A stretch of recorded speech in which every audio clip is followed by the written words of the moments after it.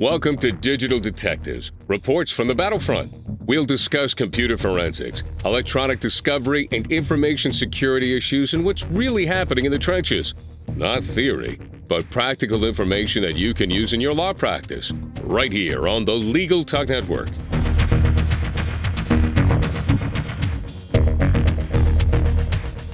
Welcome to the 98th edition of Digital Detectives. We're glad to have you with us.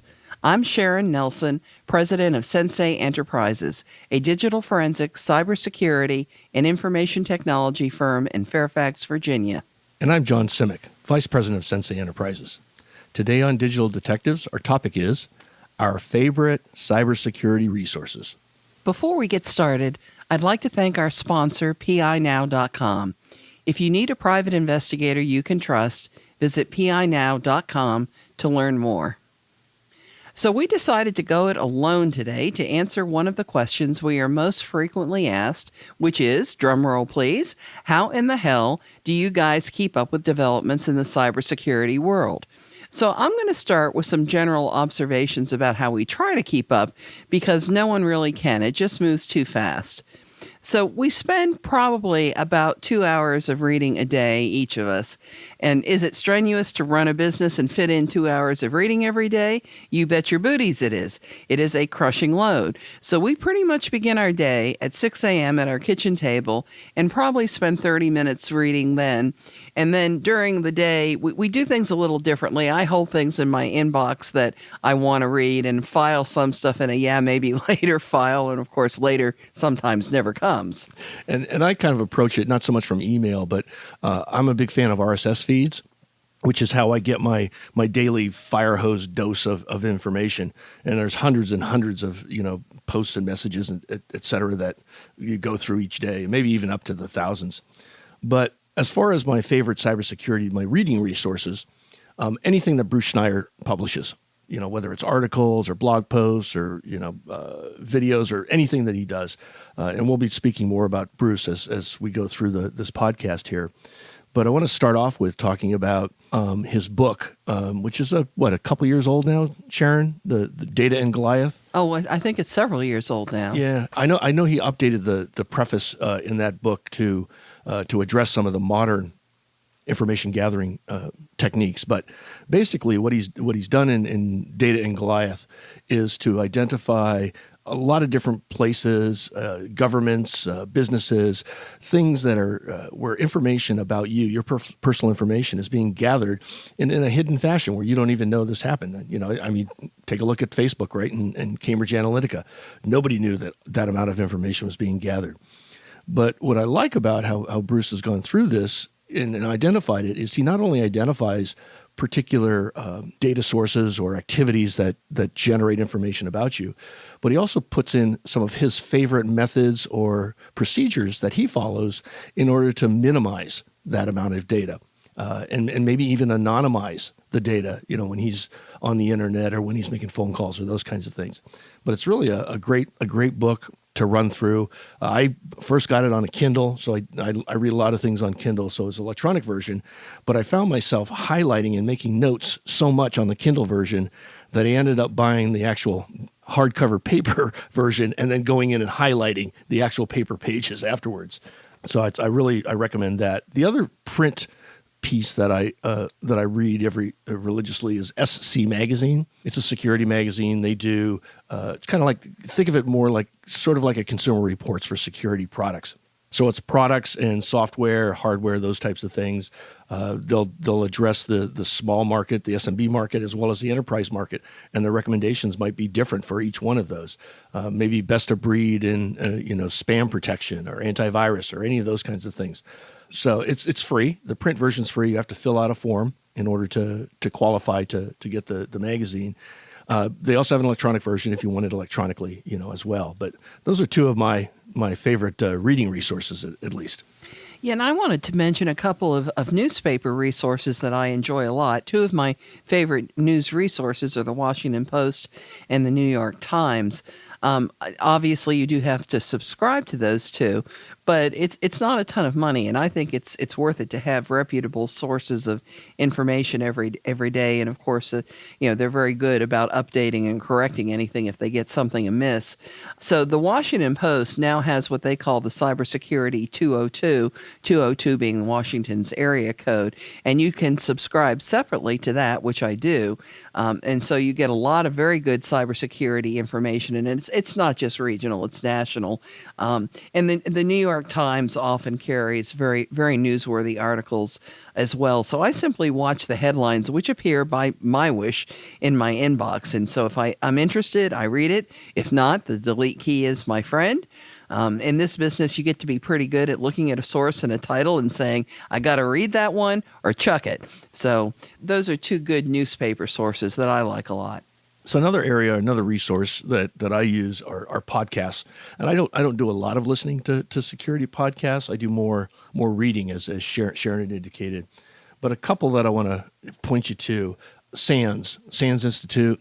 It's a wonderful source for anything doing with security, whether it's training or any information. But they have what they call the Internet Storm Center, and that happens on a daily basis. It's about a 7 to 10 minute podcast, and it gives you kind of the highlights, sort of like what Sharon was talking about with the Washington Post or the New York Times, those highlight kind of things, maybe 3, 4, 5 different items in a podcast form. So you can just listen to it and you don't have to read the thing. So that's one that I frequent. Another one is called Threat Post. Threat Post is also a blog stream, but it's done by Kaspersky. And I know you're probably sitting there going, oh, geez, that's a Russian company. What are you doing listening to those things? Well, I happen to like Kaspersky. They tend to be one of the first security firms to identify malware, those types of things, and security risks. But they have, again, short podcasts. It's not daily. It's not like the SANS one. So it's on a periodic basis where they talk about just one specific topic in that particular podcast. It's not a digest like the SANS one is.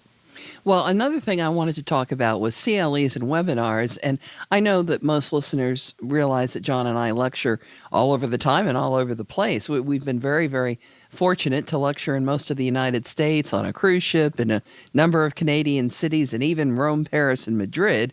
So if you're thinking, hey, that's a pretty good gig, well, you're darn right. But one of the best parts of lecturing at conferences is that we also get to listen at conferences to other experts. And since we not only do cybersecurity, but IT and digital forensics, we have the opportunity to learn from some of the best experts in 3 different kinds of businesses. So for us, other than focusing on our own speaking, we are eager to hear from other speakers. Most speakers are extremely approachable. If you express an interest in what they had to say, they are more than happy to pursue the conversation either after their session, maybe over a beer, at a reception, whatever. Many of our valuable relationships have been forged with fellow faculty members and also audience members. So I would encourage those of you who are not speakers, but often in the audience, that you should follow up more with the faculty. We've developed a number of professional relationships with attendees, which is great. And because we speak so much at CLEs, we rarely go to conferences where we don't speak. It's too much travel because all we ever do is pack, unpack, do the laundry, and pack again. But we can still learn because, of course, of the advent of webinars, and there are so many great ones online. So once you get the hang of separating the wheat from the chaff, you can often find webinars that are well worth your time. Often they're free or at low cost. I will only caution you that vendor webinars almost universally tend to be very thinly veiled sales pitches. And if you buy those all-you-can-eat CLEs for some ridiculous price, well, you end up getting what you pay for. And I don't want to waste time with boring speakers who obviously don't have a good or even a current grasp of their topics. So once I know what experts I'm looking for and I know what their qualifications are, or maybe I've heard them before or had them recommended, if I see those kind of webinars, I'm as avid a consumer as any consumer can be, because I always want to learn more than I know now, and every day other people teach me.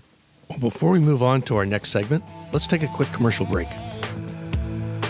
Does your law firm need an investigator for a background check, civil investigation, or other type of investigation? PINow.com is a one-of-a-kind resource for locating investigators anywhere in the U.S. and worldwide. The professionals listed on PI Now understand the legal constraints of an investigation, are up to date on the latest technology, and have extensive experience in many types of investigation, including workers' compensation and surveillance. Find a pre-screened private investigator today. Visit www.pinow.com.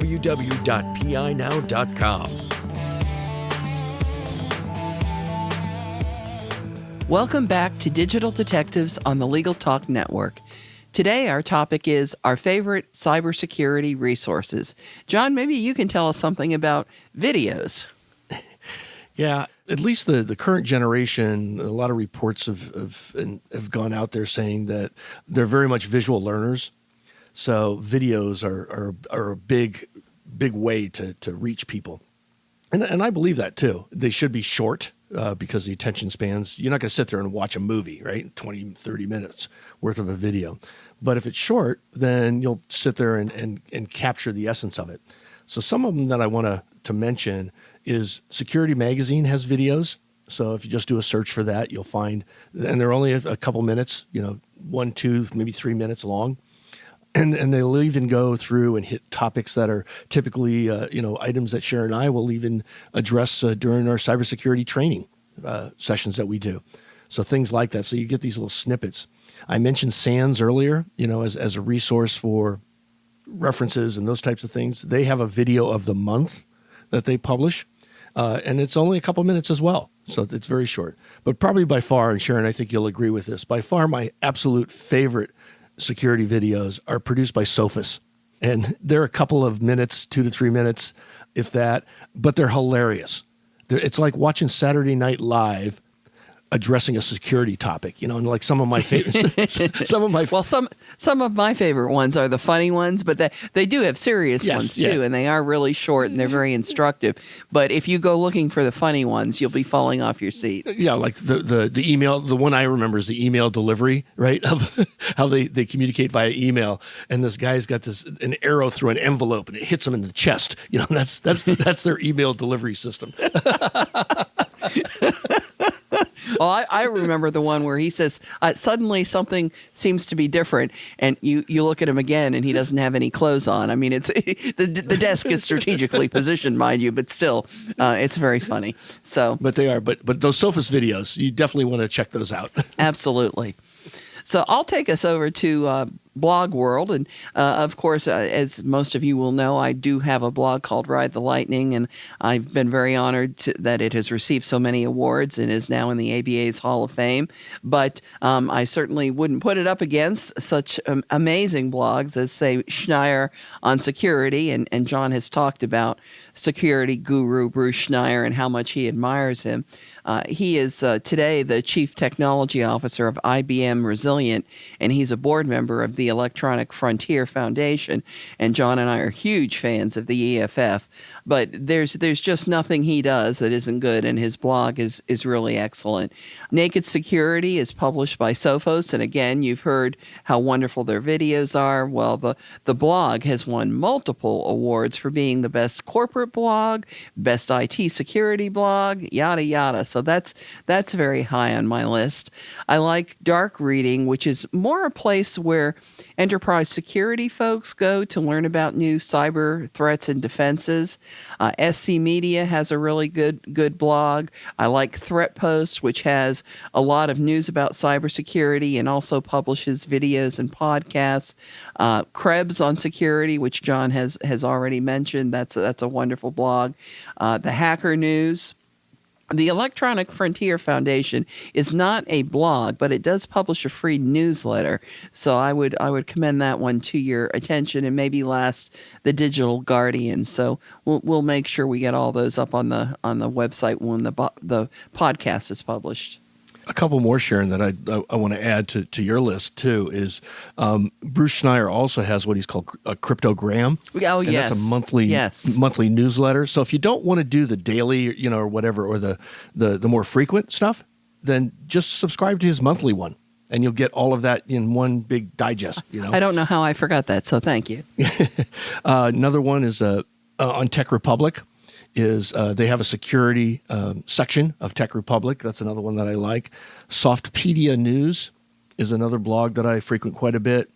And then my final one is Tripwire. They have a state of security blog that has a lot of great information that's on there. So again, when I do RSS feeds, so similar to what Sharon does and looking at the headlines or whatever, and put this over to some folder for read later or just delete. I scan through my RSS feeds doing the same kind of thing. Push this over to another folder for later reference, or just boom, mass delete all these different posts.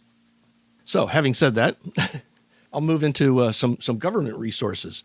And yes, there are some valuable things that come out of our government. Some days. NIST is a good resource. That's the National Institute of Standards and Technology. They're front and center today in the cybersecurity world. They have their cybersecurity framework, which they've modified. It's now sitting at version 1.1, but that's a good resource for you to go after. Another one is the Center for Information Security, CIS.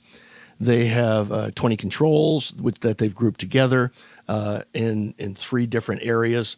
That's kind of I know Sharon's heard this a lot, but I always say when we lecture that NIST is the what should you be addressing, and CIS is the how. How do you implement those things that NIST has talked about? FTC has some breach response documents. They've got a lot of good things that are available free on the FTC web sources as well. But one that I think that everyone ought to consider at least, well, a couple of them. Before I go into there, you should be familiar with IC3, the Internet Crime Complaint Center. And the reason I say that is, should you have a security incident, that's going to be the place that you go to report it. So it's not just a security reference, but it's somewhere where you can go and say, all right, I've had a ransomware attack, or I've had somebody pounded on my firewall, or whatever it is. So IC3 is something you should be familiar with. But the one resource I think that everyone ought to consider joining is InfraGard. And you get a lot of great information from them. It's sponsored by the FBI. You do have to sign up, fill out this whole form. They will run you through a background check because there is some confidential information that they might release to InfraGard members that they don't release to the general public. So that's kind of the why there. But what happens there is that you get a lot of advance notice of security threats and things that they're seeing. That the FBI is seeing across all of industries and all of the technical infrastructure. So it's a great thing to become a member of. They also, of course, have a legal vertical, and so that can be very interesting when they have something that's specific to the practice of law. Yep. So let me move on to something that people don't normally think of, and that is ABA formal opinions on ethics. We have seen, this is just to show you how useful these things can be. We have seen 3 of them in the last 2 years that have driven an awful lot of conversation around cybersecurity. The first was ABA formal opinion 477R. The R stands for revised because the opinion was published May 11th of 2017 and then released in a revised version May 22nd of 2017. That is entitled Securing Communications of Protected Client Information. This was the very first time we had seen, and I'm quoting, for example, if client information is of sufficient sensitivity, a lawyer should encrypt the transmission and determine how to do so to sufficiently protect it and consider the use of password protection for any attachments. Of course, you can also encrypt the entire thing, but that's all right. They got mostly where they wanted to go. So this was a real driver for people lecturing, as we certainly did, that now you ethically had to, in our judgment and the judgment of bar counsel in many of the states, you had to have encryption at least available for usage in situations where it was warranted under the opinion. The next one was ABA Formal Opinion 482, Ethical Obligations Related to Disasters, and that was published September 19th of 2018. The interesting part of that one in particular was that it was pushing you pretty much toward the cloud, because that's your security. As you might remember, in Katrina, it was not good enough to have a backup at the office and a backup that you took home with you, because your home and your office were too close together, and so a lot of people lost their practices altogether. So that really isn't the way to do it. And, we could do a whole podcast on any of these opinions, but there are a number of ethical obligations in this opinion, which kind of suggests the use of technology. And so that is one that you really want to go through. And the last one is ABA Formal Opinion 483, published on October 17th, 2018, Lawyers' Obligations After an Electronic Data Breach or Cyber Attack. Actually, we were one of the first that started lecturing about that particular opinion, and I think that's still gathering steam, and I'm kind of expecting, John, we're going to see more after the holiday season is over, because I think it kind of snuck up on people. But it's a really excellent opinion on what you have to do and particularly what you have to tell your client, which is always a big deal. And fundamentally, they want you to tell your client whatever the client would need to know in order to make a decision relative to the news. And then, of course, they want you to explain that you're investigating and remediating whatever was causing the problem. And at this point, John, I'm going to detour a little bit from our script, because one of our favorite resources is our friend and frequent co-author and co-presenter, Dave Reese. He is an absolutely invaluable and generous resource. He, like us, spends a boatload of time reading about cybersecurity, and he is always gracious enough to send along anything he sees that he thinks would interest us. So anytime you see Dave Reese's name on an article, webinar, or CLE, you've got a really true expert, and it's always fun listening to Dave and working with him. So here's our shout out to Dave. Yeah, and we've had Dave as a guest too on our podcast. Several times. Yep. Several times. So why don't you tell if we've left out any resources you can think of? And with all this reading, as 2018 draws to a close, are there any particular thoughts you have on what we're likely to see in 2019? Yeah, as far as reading resources and things go, there's a lot that's out there. I would just suggest that you develop your own favorite list. We've given you a head start, hopefully, on some things. Do a search, and this is kind of how I get into this. As Sharon mentioned, when we're at conferences, or if I see or something that somebody's written an article and they make a reference to something, and I check the reference out and say, you know what, I should be watching that, and hopefully they've got an RSS feed, and I can put that feed into my big bucket of data, and that's kind of how I assemble my stuff together. But as far as, kind of my crystal ball and predictions for the coming year, we've already started to see some of that occur. And we talked about this morning, Sharon. The threat landscape is actually morphing. Malware is becoming extremely, extremely sophisticated. It's polymorphic, so it's morphing on the fly. It's also utilizing some types of artificial intelligence. So it knows, as an example, are you running semantic endpoint protection? And if you are, this is how it's going to change itself and how it's going to react.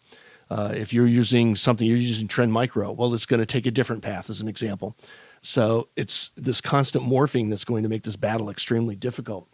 But the good side of that, right, it's this push and pull between the bad guys and the good guys, is that artificial intelligence is also being used in the security products. And we're seeing more of that. So it's using AI and big data and those characteristics to help combat what some of these threats are and what some of these attacks are. But at the end of the day, I think it's actually going to be getting worse. The cyber world is here. This thing they call the internet, I don't think is ever going to go away. So, and once you connect all these devices up and you have this network that has all this data moving around, it's just, people are going to find new ways to steal your information, to make money off of you, or whatever, or to cause damage, right? In some cases, and actually weaponize things. So it's going to be very, very difficult. I think what a lot of lawyers need to be aware of is that they need to be educated, attend some of the CLEs like Sharon was talking about, understand what those new threats are, and at least once a year, stick your toes into that technology water especially as it relates to security, because every time we give a presentation, it always changes, right, Sharon? It's never the same. It does. And we sound sort of dark and gloomy, but the world of cybersecurity is by its nature pretty dark and gloomy. You have any thoughts for the future? I'm just glad we decided to steer the ship in the direction of cybersecurity. It turned out to be a pretty good executive move. Yep. I'm liking it, John. I'm liking it. Well, that does it for this edition of Digital Detectives. And remember, you can subscribe to all the editions of this podcast at LegalTalkNetwork.com or on Apple Podcasts. And if you enjoyed our podcast, please rate us on Apple Podcasts. And you can find out more about Sensei's digital forensics technology and cybersecurity services at SENSEIENT.com. We'll see you next time on Digital Detectives. Thanks for listening to Digital Detectives on the Legal Talk Network. Check out some of our other podcasts on LegalTalkNetwork.com and in iTunes.